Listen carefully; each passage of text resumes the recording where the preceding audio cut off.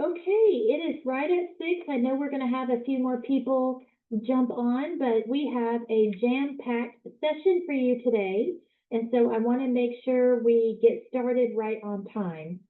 My name is Amy Armstrong. I'm the Associate Vice President for Alumni Engagement at UL, and I'm CEO of the Alumni Association. And I'm so excited that we've partnered with the Lafayette Regional Tech Council for a three-part series, a virtual series on all things about Lafayette and technology. And so with that, I'm going to shoot it over to Will Labar, who is part of the Tech Council and also with CGI. Will? Well, thank you, Amy. We appreciate it. We're really excited to be here tonight. And, I definitely want to thank the UL Alumni Association for the partnership that the Lafayette Regional Technology Council has had with you and your team, and the opportunity to connect with UL alumni and just fans of the Raging Cajuns from across the U.S. to the video series that we've created. So very much appreciate it. Thank you. Just a couple of housekeeping tips for those of you who are joining the call. We're going to step through just a few slides here, and then I'm going to introduce our panel for the evening. And the format of this discussion will be all panel, other than the slides that I do to introduce our topic a little bit. And so when we're in the panel view or post-presentation, in the upper right, there's a little button that says View. And you could go to that and you could click hide non-video participants, and that'll take everyone who's off video, remove them from your view, and you'll see just the panelists at that point in time. And so I would ask, if you're not a member of the panel, to go off camera at this moment. And then what we're going to do at the end of the discussion is we'll open it up for a Q&A. And so if you have any questions along the way, you can just come off a video at the end, raise your hand, ask the question. If you have questions along the way you want to ask the panel, you could also put it in the chat, but we'd ask that you would stay on mute through the duration of discussion until we hit the Q&A part. I think that is the housekeeping tips that I had at the front. So first, I guess, well, second or third at this point, let me welcome you to our Roots and Wings conversation. Let me make sure we are recording. Excellent. Roots and Wings, we subtitled this, How Lafayette Gave Us Both and What It's Like to Plant Them Here Again. My name is Will Labar. I'm a vice president with CGI, which is a global IT consulting company headquartered in Montreal. We have about 750 folks in the Acadiana region.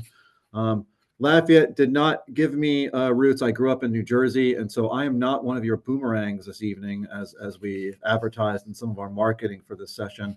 I'm simply your facilitator, and I'm representing the Lafayette Regional Technology Council. I am the vice chair of that council, and I'm leading a team of individuals who have organizations in Lafayette with a heavy technology presence on talent initiatives related to tech. So first, before we jump into our panel discussion, I thought it would just be useful just to talk a little bit about our organization, and then we'll jump into our discussion so that you know who we are and why it may matter to you and why we're having this discussion. So about a year ago, our organization, the Lafayette Regional Technology Council, is about 11 months old now. When we founded this organization as a 501c6 tucked underneath Opportunity Machine here in Lafayette, which is the startup incubator we have here in Lafayette, we did so with a goal to strengthen and grow the technology ecosystem in Lafayette and Acadiana. We have an amazing amount of companies that are here locally that are doing exciting work in technology across a number of different domains and fields. And in order to continue to grow that workforce in our region, we decided as an organization to focus on 4 key areas. One, I've already mentioned, which is attracting, retaining, and growing talent locally. So when folks graduate from UL or they're in our public school systems or private school systems here, they know that great careers exist within the technology space and they don't need to move away. Networking and knowledge sharing across member companies and practitioners of people who do technology-based work, whether it's digital or embedded IT and robotics and other types of advanced manufacturing, which we all have here. Marketing and promotion of not just a region, but also partner businesses that are part of what we're like the economy here in Lafayette, and advocacy and making sure that we have a voice of the technology workforce to our elected officials so that we can do what we need to do here locally in order to attract talent, essentially, and keep businesses here locally. So that's the mission of the Tech Council. When we formed it, we created a steering committee, and you can kind of see all the logos here. And I won't go through all of them, but like you've got SCADA companies here that are part of the Lafayette ecosystem in the tech space, startups, cybersecurity, major players like Google. You got advanced manufacturing and robotics and healthcare and telemedicine. And also we have some other partners like the one in Acadiana Regional Chamber of Commerce, LEDA, which is the Lafayette Economic Development Authority, UL, Solus CC, the South Louisiana Community College is also a part of our organization now. And Schoolmint, you'll meet Megan in a bit here.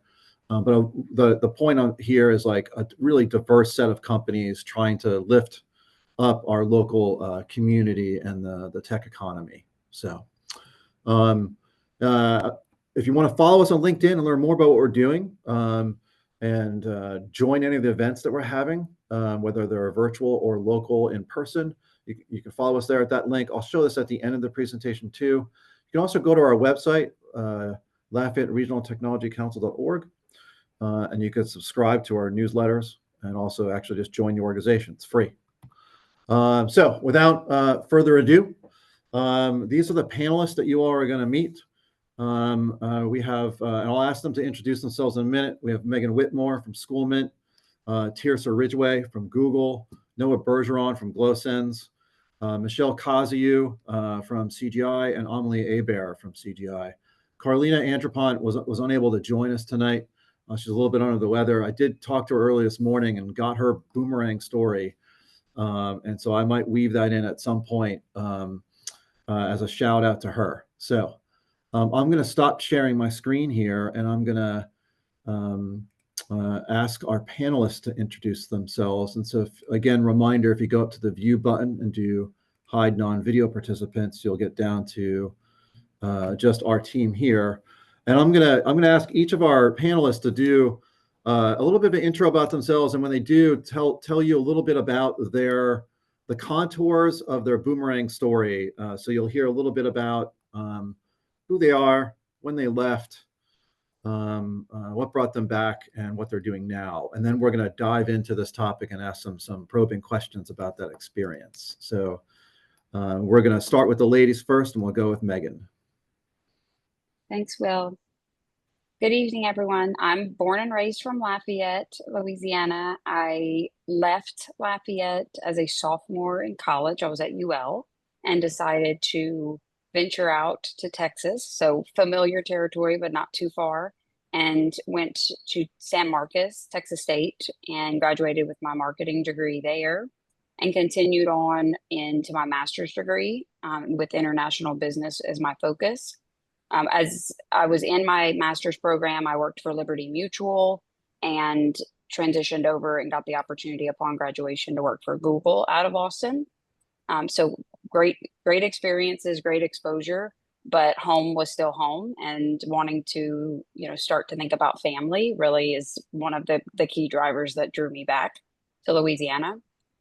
I lived in Texas a little over 5 years, came back home and worked for Community Coffee and worked for them for about 5 years, obviously a Louisiana staple. So, felt comfortable and like home. And then worked for Stellar Settings here in Lafayette for a little over 5 years, and really wanted to explore the technology space and the software industry more. And that's what brought me to Schoolmint, where I am today. I currently am the Vice President of Support and Services for Schoolmint, and I've been with Schoolmint for a little over 4 years. And I'm excited to share more about my story later tonight. Thanks, Megan. Megan, can you give us just a quick blurb about what Schoolmint does? So Schoolmint is an ed tech company. We primarily focus on enrollment products. So any parents out there, when you're registering for a school, one of our local big clients is the charter schools, but even public school systems, the application, the registration, and the enrollment process is one of the softwares that Schoolmint provides. But we do have a variety of other products that we also provide for K through 12 schools. That's great. Thanks, Megan.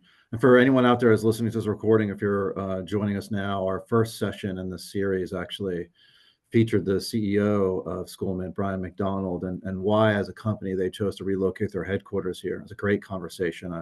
You can go back and watch that on our YouTube channel from the UL Alumni Foundation. Tirsa, why don't we go to you next? All right, sounds good. Thank you so much, Will. Good afternoon or good evening, everyone. I'm Tirsa Ridgway. I am a native of Sunset, Louisiana, and I graduated from Southern University in Baton Rouge, Louisiana, with degrees in computer science and math. And once I graduated from Southern, I moved to Tucson, Arizona, and worked there for about 10 years in the aerospace and aeronautics industries. But as my husband and I and our family began to grow, I really craved being back home and having my children grow up similar to the ways that I grew up. And my mom gave me a heads up that there was a company moving into Lafayette where they were hiring about 800 engineers called CGI. So I put in my application, and once the opportunity presented itself, I joined CGI. And currently, I work at Google, but I still live here remotely in Lafayette. So I've been back home maybe about 11 years, and I'm grateful for the opportunity to work at one of my dream companies, but also be able to be like a STEM advocate to children in our areas and introduce tech in fun and friendly ways. So excited to tell you guys more about my story. Thank you so much for having me. Thanks, Tirsa. We appreciate it. And an author in your STEM education activities, for those of us who, everyone out there looking for good STEM books, Tirsa has some great stuff out there that she's hiding under the bushel there. So I'll shine the light on it. Amelie, you want to go next? Yeah. Howdy, my name's Amelie. I am a Lafayette native. I grew up on a street until I was 6. That's actually like a couple blocks away from the CGI office downtown. And then moved around the South when I was young with my dad's job, and ended up in Houston, in the suburbs of Houston, for 17 years, and got a degree, a bachelor's of science in visualization with a specialization in interactive media from Texas A&M University, and lived in my parents' house, working fully remotely for CGI post-college. And after 2 years of that, opted on my own dime to move to Lafayette and kind of resume a hybrid work schedule and get to come into the office and see people and interact with the team. So have been there for a while. I'm a senior product designer, so I work on the front end. I do UI, UX, and a lot of consulting and design-minded problems. So I'm on the more creative side of tech sometimes, in an interesting way, but I love it. And CGI has been good to me, so I'm happy, and Lafayette's been good to me, so I'm happy to talk about my boomerang experience. Excellent. Thanks, Amelie. Appreciate it. Noah, do you want to go next? Sure. Hey, everybody. My name's Noah, and I'm a Lafayette boomerang. So the Lafayette part of my story really only began in 2000 when I showed up for college. Now, I was a full-time Louisiana guy. Mom was a school teacher. Dad worked offshore. So we were just moving, nomadic kind of people. Time to go to college, turn 18, rolled down to UL, spent 6 years there, got 2 degrees in physics, and then decided to continue my education, went up to Louisiana Tech up in Ruston. And while I was in Ruston, like, okay, what am I going to do with life? Where am I going to go? Turned out the job I went to was U.S. Navy civilian doing R&D at a weapons lab. Super cool stuff. Really awesome. Out around the Washington, D.C. area. Then did that for some years. Boy, you want to talk about commuting? I can tell you about it. Then went to Houston because, man, wow, I did not have enough death traffic in my life. I had to go to Houston. Got super into oil and gas, autonomous systems, working offshore, being in the chemical plants, all that neat stuff. And towards the end of that time in Houston, I was kind of like a traveling technician. I would roll through Lafayette. I was like, oh, man, there's some cool stuff that looks like it's going on here. And I was like trying to make that happen, but it couldn't, right? For whatever reasons. And so I went back to the Navy, back to weapons development, went to the Pentagon as a contractor. And then while I was a Pentagon contractor, chance to show up to come back to Lafayette actually as a staff member at UL Lafayette. So I definitely want to shout out there that, look, UL is not just the awesome students and faculty, it's also staff. There's a lot of staff positions. So, you know, if you're looking for cool work, the university is a big time major, awesome employer in the region. And also in addition, like, okay, obviously big science nerd, man. I love it, man. But also entrepreneurship has been fascinating to me. And I first got turned on to that world when I was up at Louisiana Tech. I kept on trying to do it and it kept never happening. Oh, wouldn't succeed.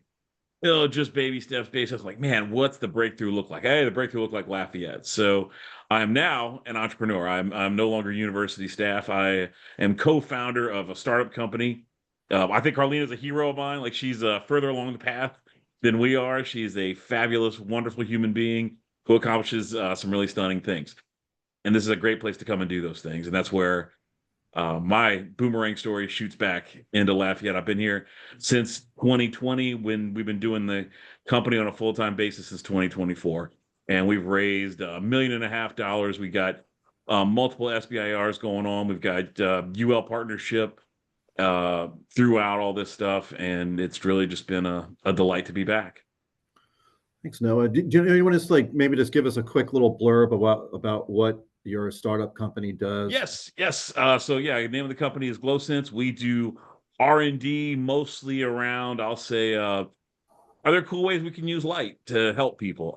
There's a substantial defense R&D component to us that I guess I'll just be a little brief about, but then there's I'll talk about more detail later. But if you ever want to get me going, talk to me about road paint.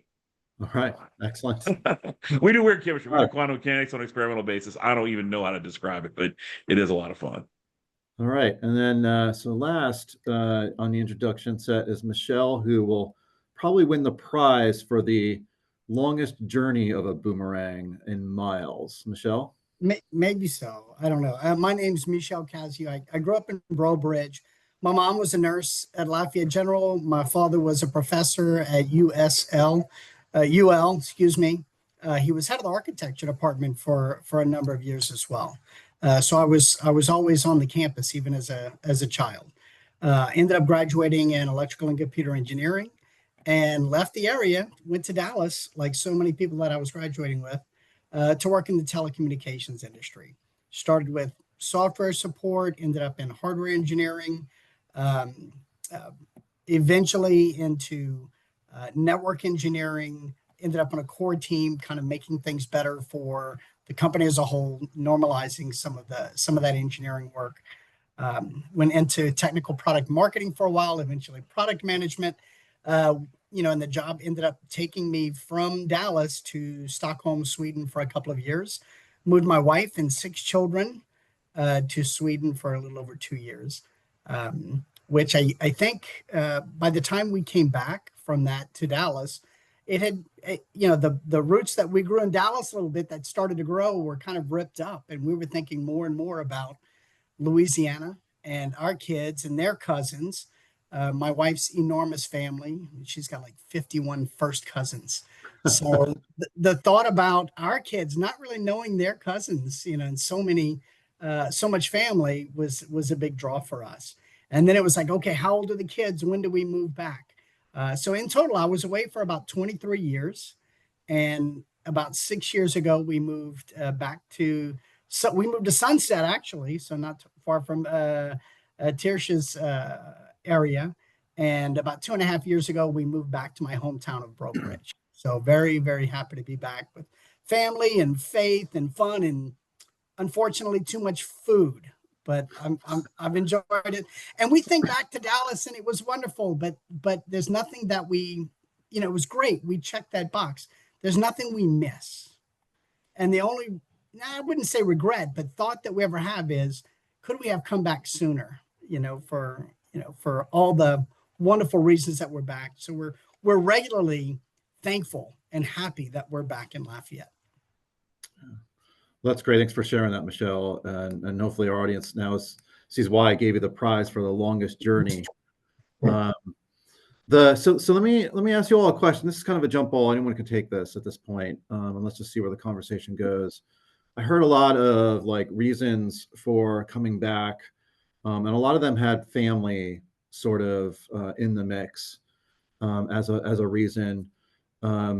But like I know from like our conversations when we're meeting each other as a group the first time that there were other things and other variables that started to make some of you think about coming back to Lafayette. And so I'm wondering like if you can kind of like share with us like what are some of the other things that started to make you think of Lafayette not just as a place that you're from, but maybe the place that you wanted to go back to. Does anyone want to add to that? Go ahead, Noah. Please. I'll raise my hand on that one. Absolutely. Because, hey, my family lives in Thibodeau and I love them. They are not where I came to Lafayette. Came back. I boomerang back because honestly, chance to build something new. I have a kind of this creative streak. I love entrepreneurship. And I saw that the region was different. Like just when I passed, I'm like, this is a different place than it was in 2006. I want to build. I want to create. And if you look at it, and I'm very interested in startups. I'm very interested in entrepreneurship. So now there's a startup incubator here with Opportunity Machine. With the university, there's, anything you want to do in computer science, in research in general, there's a partnership opportunity there. If you're interested in making things physically, you can't throw a rock without hitting a machine shop that can make to, oil and gas or aerospace standards. So it's like hardware, software, partnership opportunities, being able to get hosted in a place.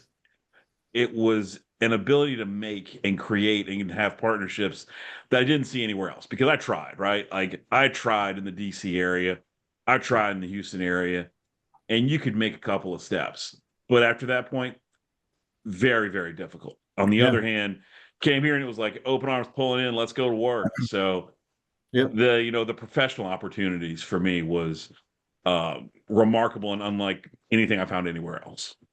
Yeah, and I mentioned I would give a shout out to Carlina at some point, and so when I talked to her, like she actually mentioned what it's like to be a startup in Austin versus what it's like to be a startup in Lafayette, and how like this may be a small city, but like the platform that Lafayette gives you to build something like that was the support talked about. The support, the guidance. So like, hey, look, the incubator itself is really fabulous. The staff gives you a personal attention you will not find anywhere else. I mean, like check it out. See what it's like in Austin and Houston and DC and San Francisco, living under a cardboard box for $3,000 a month, and you get no attention. Here, the attention, the support, the community, and that's a really unique thing about Lafayette. Is Lafayette a small big town or a big small town? I argue it's a big small town because it has the character of a small town, and that character really is in that community support. Anyone else want to share like some other reasons or Amelie? Yeah, I can hop in. So I left most of my family behind in Houston and moved to Lafayette because it was just a really good place to be a young adult. I was in the suburbs of Houston and kind of had to make that decision like, okay, if I'm going to go to events, am I going to drive downtown the 45 minutes, pay for parking, pay for a cover fee, like all these details that went into it. So am I going to live a commuter life or am I going to pay the big money to like live downtown in that life? Or can I come to Lafayette where I can literally like walk or bike to downtown and there's live music and trivia and just I can meet my friends in 5 minutes. It's not this whole let me coordinate with you across traffic. It's so close and intimate. And so for me it was like the economy and the culture. It's a really good place where I could just, and there's like it's easier to mess up in Lafayette. It feels like there's more of a cushion than in the big city. So it was really where do I want to be a young adult and where do I want to set my standards kind of cultural and economic decision for me. Yeah, well, that's great. Thanks for sharing that. Michelle, saw you raise your hand there. Yeah, faith was a big part of this for me as well. Leaving Louisiana, maybe not knowing my faith so well, ending up in the Dallas area, traveling the world. I've been to 40 different countries, appreciating, the planet and the variety and all of it. And then at the same time, growing stronger in my own faith. Coming back to Louisiana, it's like Catholic Disneyland down here. I've got an undergraduate in, a bachelor's of science in electrical and computer engineering, very technical, master's of science in telecommunications management, all very technical positions. You know, I've done, you know, had opportunity to do wonderful things, you know, but now since I've moved back, I've got a master's in theology as well. So just another draw here was really just, you know, there was a faith component for me and for my family. That was a huge part of our coming. Yeah, it's impressive. A master's in theology. Was there anything as you all were making these decisions that like you were nervous about? And then how did that, and if there was, did that like, how did that play out, you know, after you made the decision and you came back? Like what were you like, oh, I'm not so sure. I'll be quick since I just went. And but I quit my job in Dallas. Like I walked into my boss's office, put my badge, my phone, and my laptop on his desk, went home and told my wife, I was like, Shanae, we're moving back to Louisiana. So it was without a job. And we knew, you know, maybe there's a new normal. We're not going to make as much money in Lafayette, whatever it was. But our family's so large, we just figured people aren't going to let us starve. You know, we'll make it one way or another. And, you know, CGI, this IT giant with a presence in Lafayette, ended up being just this huge blessing. You know, hopefully I've been a blessing to CGI as well, but CGI has been a huge blessing to me. Yeah. Meg, yeah, I thought you might be coming off mute there. Go ahead, Yeah. Megan. I can jump in. I think, you know, for me, starting my career, I thought of Lafayette, you know, not having opportunity. You know, Michelle hit the nail on the head, not having as much money, you know, am I downsizing?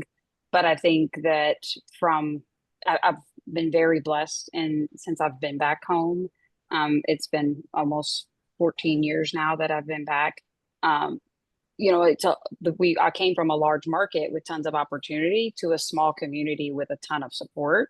And I also was able to kind of really shine in leadership and change management and innovation in all of my roles because I brought experiences from such a bigger market and even bigger companies in a lot of senses, you know, to help enrich, you know, Lafayette and Louisiana's economy.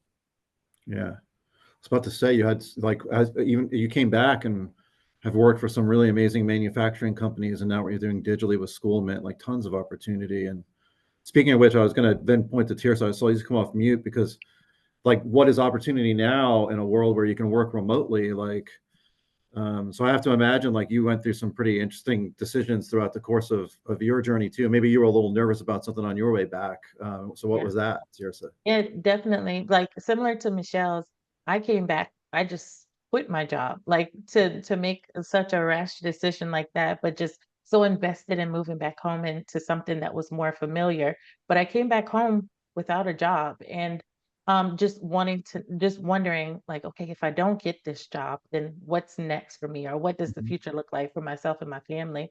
But just knowing that my extended family was there, I mean, honestly, that 1 or 2 months that I was out of work, just, you know, eating my life away, enjoying my mom's cooking, sitting at the table, hanging with my cousins and aunts and uncles. Like the experience that I had growing up as an adult was was something. Of course, it was scary because I didn't know what was next, but it was something that felt just so safe in the Yeah. world of chaos at the time. Yeah. Yeah. So I guess maybe a question for you all, because you came from, I think I got it like Austin, Tucson, Houston, Dallas, DC, Stockholm. When you think about like day-to-day life there and day-to-day life here, like is there like what's the is there like a material difference that you value or appreciate? Other than traffic, I know we've covered that one already, and I'm sure people would argue traffic is bad here too, but it's all a matter of perspective.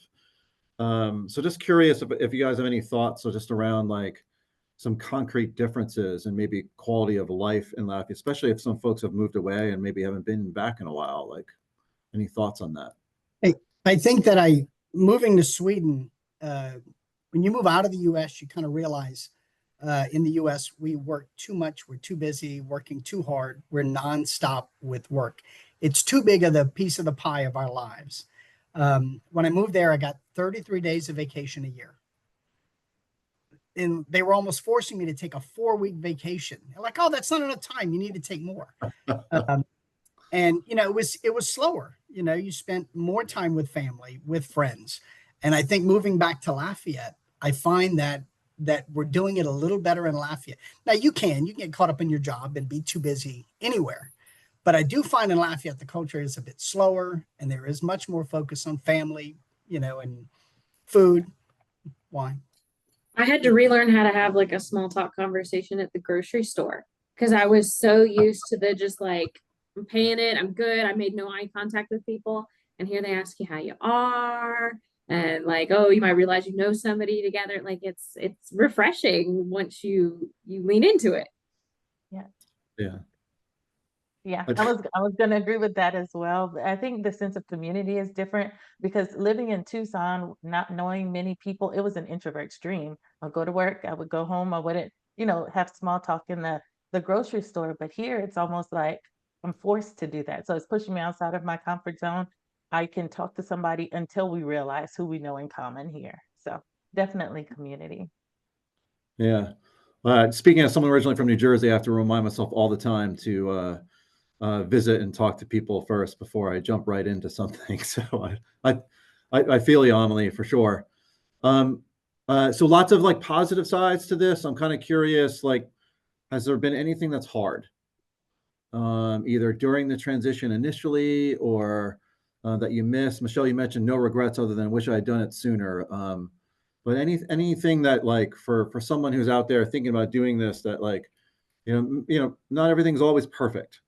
So what kind of lessons learned do you have from the experience? Megan? I think Lafayette has come a long way and it has a lot of growth, but coming from Austin where everything is, parks and outdoors and there's always something to do, Lafayette seemed like it had less to do because it is a smaller market. We have the festivals and things like that, but there's almost an every weekend type of environment. But with the introduction of like Munkus Park and, enhancements to the parks and the, biking lanes and all of that, I do think it has come a long way in the time that I've returned. And I think it's only continuing in that path. So I do think when you come from big cities and come to Lafayette, it could feel a little bit of a shock in the size or the availability of options. But I do think Lafayette, especially for people who haven't been here in maybe, 15, 20 years, it's drastically different. It has really exploded in such good ways. And you can also, if you don't want to be city Lafayette, you can be in Youngsville or you can do Scott and those areas have just really evolved to really even smaller communities, but you're still right there close to Lafayette, or even, if you want to do Lake Charles or Baton Rouge, that type of thing. So yeah. I think that it's that kind of dynamic shifted early on, but I've really enjoyed watching Lafayette grow and flourish, and I'm excited to see how it continues. Yeah, or Brobridge, we should add that to your list. Yeah, Brobridge, yeah. There's a bunch. I didn't want to drop them all. I'll give you a downside. I am 20 pounds heavier than when I moved here. Yeah, no, it's valid. Everybody wants going to club. You cannot. Oh, the real trick is you cannot be a local but yet eat like a tourist. You're gonna be a local, eat like tourists. That is the fault. That's where you go wrong. In the suburbs in Dallas, great neighborhoods. You can walk every day. It's great for walking. It's not so much when you live in the country. I've got to find a different way. Yeah, Megan, you mentioned Munkus Park, and it gives me another chance to shout out our very first session that we had. And we brought in a group of leaders from across Lafayette to talk about a lot of the quality of life infrastructure that has grown in the community to give people those types of options, which I believe the more green space and parks you have in your community, the more inclined you are to have an active and healthy lifestyle to offset some of the great eating we do. But anyway, so Amelie, I saw you come off mute. Did you have something you want to add to that? Yeah, I'm excited for the potential of things like the Lafayette Regional Tech Council, because working in a consulting model, when times are thin, a lot of the first thing cut is the design or how something looks. Even though my role, we affect, as a product designer, I affect the whole functionality of a software system like further than just the looks. I do more than just make it pretty. And that's my constant fight, is to convince people of that. But at the same time, if it's the first thing cut, you go, okay, well, what's my backup? And you go, oh, well, there's not a whole lot here. So you kind of start to look at different other options. So there's not as much of a fallback or like a safety net when you do have such niche tech industries. And I'd love to say that I can that I'm learning skills that are flexible or pitchable to other different industries, but really like the network and who you know really helps. And so I think things like this are valuable in helping to kind of battle that feeling of like, oh, there's no other option if I'm done here, if I have to step away from this role. Yeah, I'm glad you mentioned that. And that's exactly one of the things that the Tech Council is intending to do.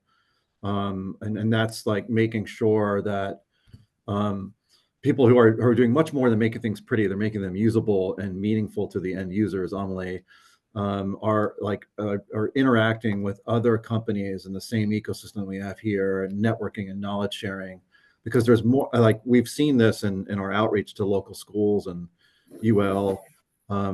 There's a ton of opportunity here that people are just sometimes just not aware of. And so the more that we can broadcast that and make it known, available, and then connect you locally to those other companies as well, that network that you build, that we all build, makes us stronger. It's a support network, not just their families, which brought a lot of you back, but in a tech community writ large. So yes, Noah. And really wanted to emphasize that point and to what y'all are talking about from the startup perspective, because that's kind of my world now. Hey, startups are amazing. They're awesome. Startups have historically an 85% failure rate. So it's like, hey, what is plan B? Plan A is a 15% historical success rate. So the first thing is, hey, there's opportunity machine right there. You don't have to go it alone. There's a community. And that makes such a big difference. And let me just brief story I want to share. So you roll in, you're like, okay, cool. I got an idea. Yeah, me and everybody else in Acadiana, we got an idea, right? Awesome.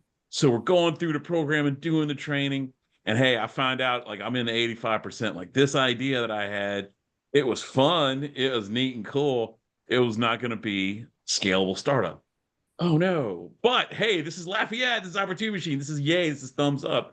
Because the next thing that happened, once I'm like, oh, okay, I just don't see how this is really going to be it.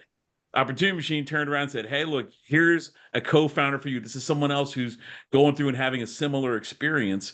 You guys could do the work. These first ideas you had weren't the right ones.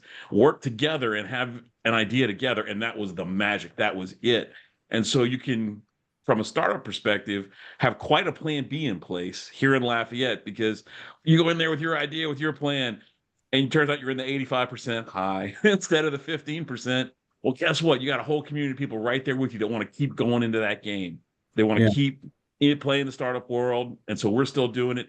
If for any reason you have to step back, you have the tech community, you have the connection there, you have more of an avenue into meaningful employment if it turns out that the startup world really isn't it. Hey, there's multiple layers of success waiting just if you gotta willing to go out and try in this area.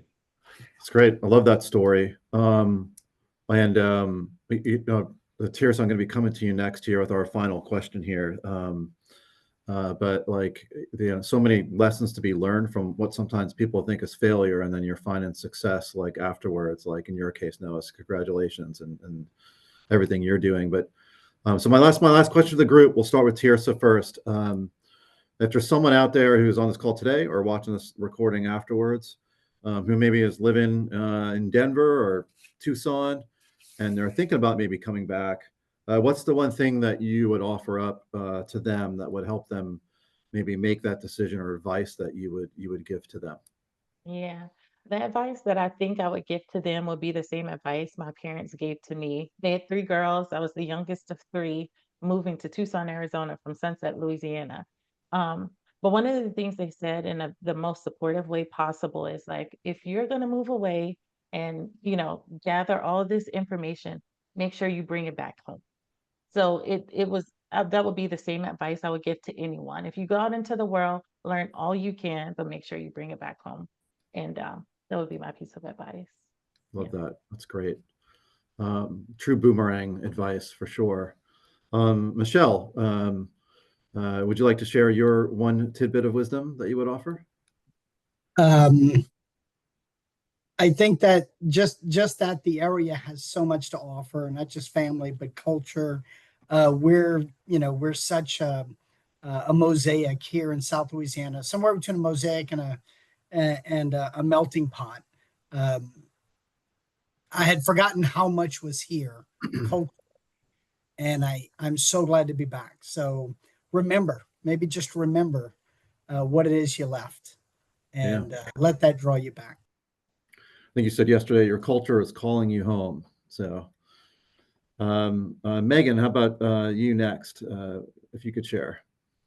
I agree with the bring everything you've learned out there and bring it back home. I agree with that a lot. I think, Lafayette, I didn't move back to Lafayette because it was bigger or had the most competition or opportunity. I came back because it offered something much deeper. And that deeper connection and community and support is a wealth in and of itself. And I've been very blessed since the day I've been back.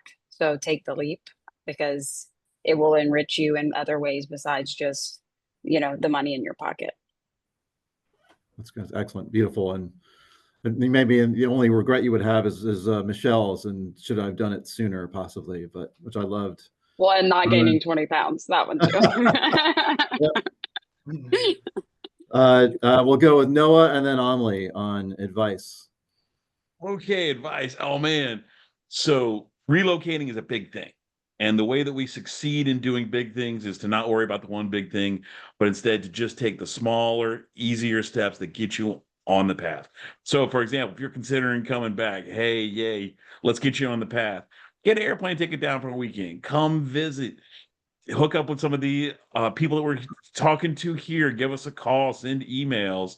If you want to meet if you do start a thing, come down, visit, see Opportunity Machine, start looking to see what the jobs look like in the area, look at some neighborhoods, talk to friends or family you have around there. I would say if you're thinking about it, then great. Continue that. Take a few more small steps. You don't need to make the big commitment right away. But what you definitely can do is the few small steps that get you further down the road. And if you do that, you're always in a good place. Spoken like a true entrepreneur on iteration and experimentation. Love it. Your MVP of exploring Lafayette first. Okay, Amelie, why don't you close us out? So one of my dad's favorite songs is Drew Holcomb's "You Gotta Find Your People," and I talk a lot with friends and family and even coworkers that, like, short of moving into a commune with like all the people I would hand select, how do I build a village? Like, how do I opt to show up? And I think Lafayette is a really good place for that, because you could literally stand on the street corner and be like, I really like this one thing. And somebody down the street would be like, I know a guy who also likes that one thing. You should connect with them. People are just so willing to make those connections and take the time and see you as a full human who wants to work and live and play and eat. And they will give you time and grace for all of those things. It's built into the culture. It's built into how we interact, how we move around the city. But yeah, and even inside of that culture, there's a variety. Like you can swing any way with whichever activities you want to spend time with, or people, or you can do a little bit of this and a little bit of that. Like there's a whole mix, and there's enough variety, and Lafayette is just that perfect size and perfect welcoming attitude to everything. Yeah. Well, thank you, Amelie. I appreciate that, and love that song. It's awesome for sure. I left 15 minutes in our time here with our discussion with our panelists. So I'm going to open it up to the audience for questions if anyone has any. And if you click the little reactions button down at the bottom of your screen, you'll see a raise hand. You can do that. And so I'll pause now and see if anyone in our audience has a question they'd like to ask our panelists.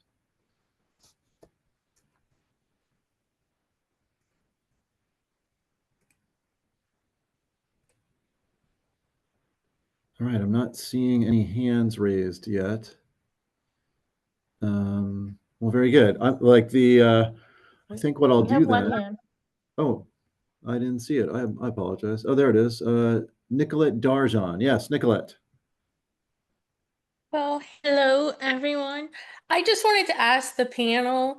I kind of left Lafayette, went 20 minutes and back to Lafayette almost 20 years later, and found Lafayette was vastly the different place than when I left it. What was the most jarring change to you when you came back? Who wants to tackle that one? I would say the traffic. I can't believe how bad Lafayette traffic is. Like I'm going through the light and I'm like, man, that almost turned red. And it's like 4 cars behind me that went through the light. Oh my gosh. Yeah. You know what they say, Michelle. You're not stuck in traffic. You are the traffic. Yeah. That is a good one, but the traffic is still uncomparable to any other market that I either travel to or have lived in as Houston's well. bad. Yeah. Yeah. Yeah. Houston's bad. Austin, I lived in Houston a little bit. Austin's bad. I think that the investment in the green spaces was probably the biggest. That really, I mean, when I grew up here, it wasn't. I mean, it was really like Gerard Park and Moore Park, and I mean that was about it. The sports complexes that are blowing up, like in Youngsville, the recreational sports for kids, the family green spaces like Munkus, that I didn't really understand or see that much coming into Lafayette, and I'm so glad that we're now invested there. But I think that was one of the bigger changes that I saw that really I thought brought the community back together in the right way and fit the culture perfectly for what we do on a monthly, every other month basis with festivals and community events. Yeah. Excellent. Thanks, Megan. Thank you, Michelle. Thank you. I saw Tirsa came off mute. I think maybe Yep. she had something to add. Go ahead, Tirsa. Yeah, I just had one quick thing to add. I was very impressed, actually kind of shocked by how the tech industry had grown in Louisiana as well, because I remember being a junior and senior in college and literally trying to find any tech job I could to prevent myself from having to move. And it was very slim. I would say probably less than 10 in the state of Louisiana that I could remember. And most of them were taken like by junior year. So to come back and see that there were options, that was really shocking for me. Yeah, that's great. I see we have another hand up.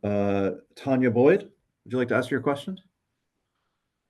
Hi, thank you. This has been great. So, one question that I have, specifically for Louisiana, when you're trying, or any of the panelists, when you're trying to differentiate why Lafayette versus places like why not New Orleans, why not Baton Rouge, how do you describe the difference here? I can jump in here because I lived in Baton Rouge for a little over 2 years. There's a lot of amazing places in Lafayette, but they are not all equal by any stretch. Shreveport is not anything like Lafayette. Baton Rouge is nothing like New Orleans or Lafayette. I think Lafayette really has a unique culture in community and music and food that we have tourism, but it doesn't drive the tourism, where Baton Rouge really feels like LSU. I mean, that's their core. They have a lot of corporate going on. They have beautiful things like Lafayette. Don't want to downgrade them, but it doesn't have that same kind of culture, community feel, and people feel. And New Orleans has always been such a touristy type of market that I think it lacks some of that. Even if you go to a restaurant, they serve just to kind of keep that flow going, and there's not that sense of hospitality and communication like we have in Lafayette. So I do think depending on which part you're going to, Lafayette really stands out. I've always compared like Lafayette to an Austin in the Texas market, where I feel like New Orleans is Dallas or Houston and Baton Rouge is one of the other, because it just didn't have that culture and upbringing like some of the other bigger cities. Thank you. Thanks, Absolutely love that. because when I Yeah. travel, a lot of people know New Orleans, but not Yeah. Lafayette. So I try to make that distinction. So thank you so much.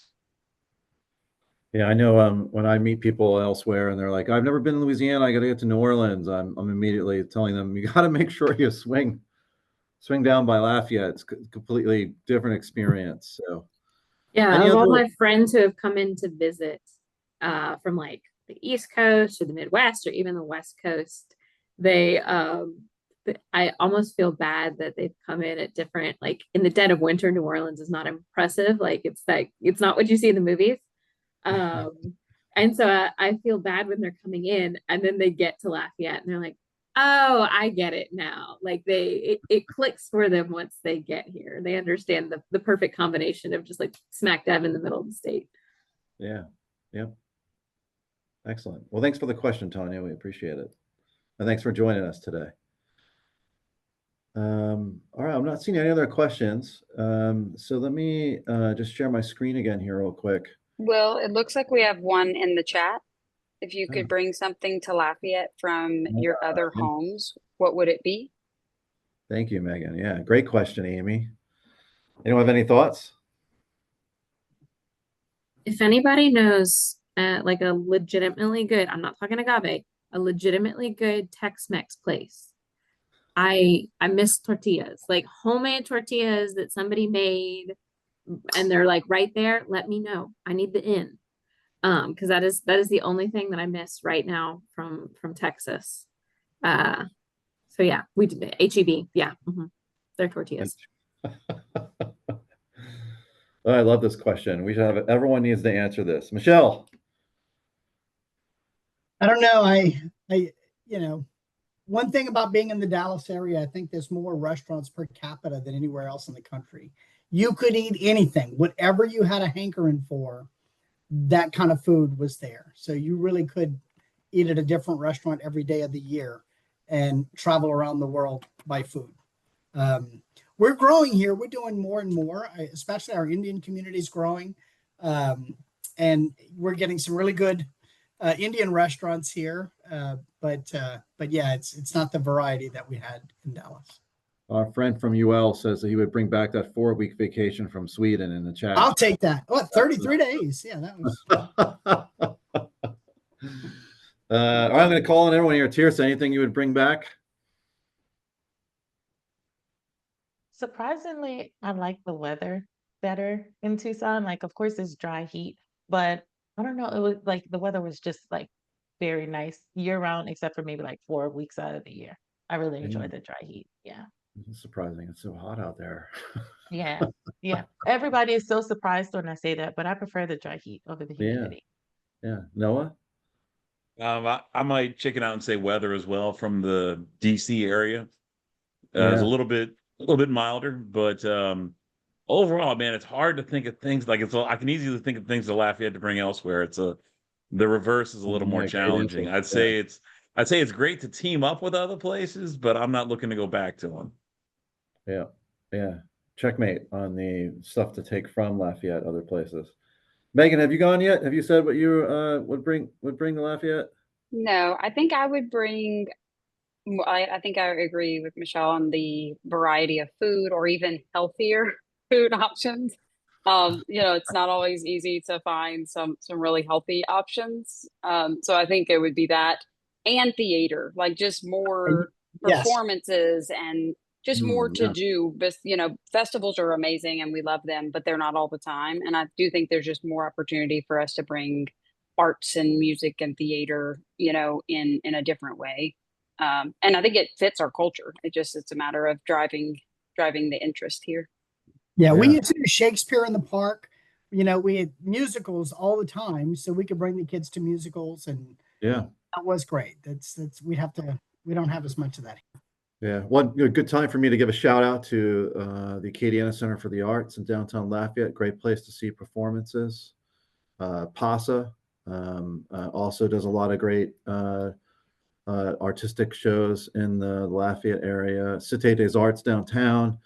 But yeah, the more we can get, the better for sure. So excellent. Well, great. I am gonna wrap us up here, And I'm just going to share my screen again real quick.